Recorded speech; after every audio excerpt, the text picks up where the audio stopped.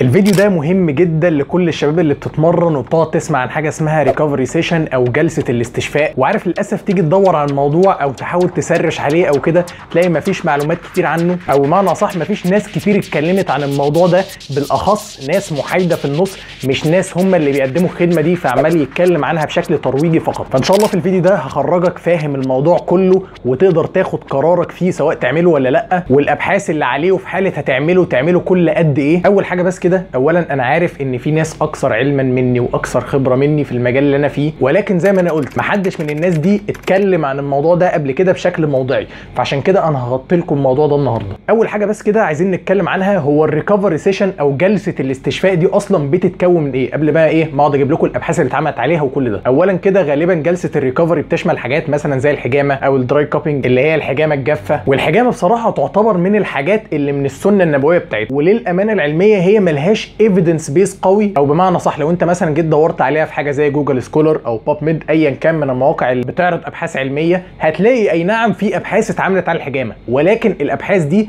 الايفيدنس بيز او المستند العلمي بتاعها مش اقوى حاجه، فعشان كده تلاقي المراكز او الاماكن الكبيره ما بتشتغلش حجامه عامه. ولكن بصراحه على الراي الشخصي بما انها حاجه من السنه فهي اكيد لها فايده وصح وكل حاجه، ولكن احنا حتى يومنا هذا ما توصلناش للايفيدنس بيز او الادله العلميه القويه عليها، ومنتظرين قريب ان شاء الله نلاقي ايفيدنس بيز اقوى عن الحجامه شويه. وطبعا الدراي كابينج او الحجامه الجافه بتكون هي الحجامه بس اللي هي من غير مشرط، من الاخر كده من غير دم يعني. وبرده جلسه الريكفري بتشمل حاجات تانية او حاجات اغلبها كده ايه زي ريليز، او معنى صح انت عايز تفك الاجزاء العضليه الشاده اللي عندك، وده بيكون عن طريق المساج العلاجي، او ممكن في ناس بتستخدم المساج جان في الموضوع ده، او في اداه اسمها الاي اي اس تي ام، ودي اداه شبه الحديد كده بتعدي على العضلات عشان تفك التريجر بوينت، والتريجر بوينت دي ايه هي الاجزاء اللي بتكون شاده في العضله، ودي بصراحه من اكتر الحاجات الفعاليه وخطر في نفس الوقت. ليه؟ بسبب انها بتجيب نتائج قويه جدا، ولكن لو الشخص اللي بيستخدمها مش عارف ازاي يستخدمها ممكن يجيب لك نتائج عكسيه. وحاجه ثانيه بيعملوها وهي الكايروبراكتيك، وده اللي هو الطقطقه من الاخر كده، وده بصراحه يعتبر حاجه فيها نوع من انواع الدلع كده في جلسه الريكفري مثلا. طب هل بقى الطقطقه دي او الكايروبراكتيك دي هل دي لها ايفيدنس بيز او دي مثبته علميا انها صح وكل الكلام ده؟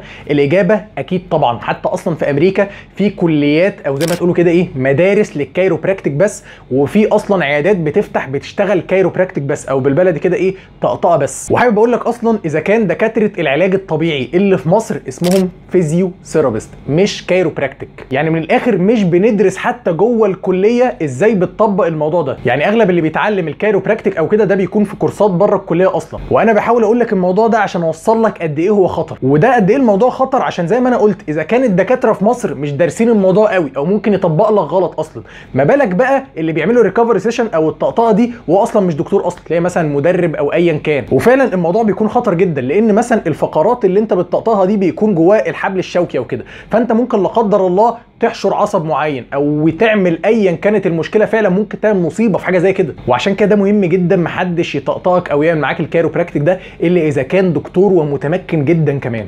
وطبعا انتوا سمعتوا عن قريب عن موضوع سمكري البني ادمين والموضوع والمشاكل اللي حصلت بسبب الموضوع ده، وهو طبعا مش دكتور. فخلاصه الكلام لو اي حد هيعمل معاك مانيبيوليشن او الكايروبراكتيك او الطقطقه دي عامه لازم يكون دكتور ودارس التشريح والباي ميكانكس كويس جدا، ده غير ان هو دارس طريقه الكايروبراكتيك دي اصلا. فعشان كده لما تعملها ما تروحش مثلا ايه لاي مكان كده بيعمل ريكفري سيشن والسلام، لا لازم يكون مثلا ايه عند دكتور، وفي مراكز علاج طبيعي اصلا متخصصه او بتعمل ريكفري سيشن ممكن تروح لها ساعتها. برده من الحاجات الثانيه اللي بيستخدموها في الريكفري سيشن حاجه زي كرايوثيرابي او زي التلج كده مثلا، وده بيستخدم كمضاد للالتهابات بعد التمرين، وده فعلا من الحاجات الممتازه. ندخل بقى على الجزء الخاص بالابحاث اللي اتعملت عن الموضوع ده. قبل بس كده ايه ما اتكلم عن الابحاث اللي اتحطت عن الموضوع ده او الريكفري سيشن عامه، اولا انا ما عملتش ريكفري سيشن قبل كده ولا حتى اشتغلت او عملت لحد ريكفري سيشن قبل كده، ولكن بتكلم بحكم ان انا اعرف ناس جربوها او اعرف دكاتره شغالين فيها، وطبعا بتكلم بحكم دراستي عنها وان انا عندي على الاقل فكره عن الموضوع. وزي ما انا قلت في الاول اتمنى شخص اكتر خبره مني او اكثر علما بمعنى صح يعمل فيديو عن الموضوع ده ويكون بشكل محايد زي ما انا بتكلم معاه كده. بالنسبه للابحاث اللي اتعملت عن الريكفري سيشن بالمواصفات اللي موجوده هنا عندنا في مصر، زي ما قلت ايه الطرق اللي بتتعمل هنا عندنا في مصر في المراكز او ايا كان اللي بيعملها لك، ما لقيتش بصراحه ابحاث كتير قوي بتتكلم عن الموضوع ده، او معنى صح بحث اتكلم عن زي ما تقولوا كده ايه هذه الطريقه اللي بتستخدم عندنا هنا في مصر، الا بحث واحد بس. انما باقي الابحاث اللي مثلا ايه بتتكلم عن مثلا تاثير الاكل على الريكفري او ما اشبه ذلك مثلا. والبحث ده اتكلم عن نفس الطرق اللي انا كنت عمال اقول عليها من شويه كانوا بيستخدموها على اثليت او معنى صح رياضيين يعني. وكانت النتيجه ان اي نعم في نتائج كويسه للريكفري سيشن دي، ولكن ما كانتش نتائج كبيره قوي. ومن الاخر حتى هم في البحث ده قالوا احنا عايزين ابحاث اكتر تتعمل عن الموضوع ده. وبرده في ابحاث ثانيه اتعملت عن الكرايوثيرابي بالاخص بعد التمرين،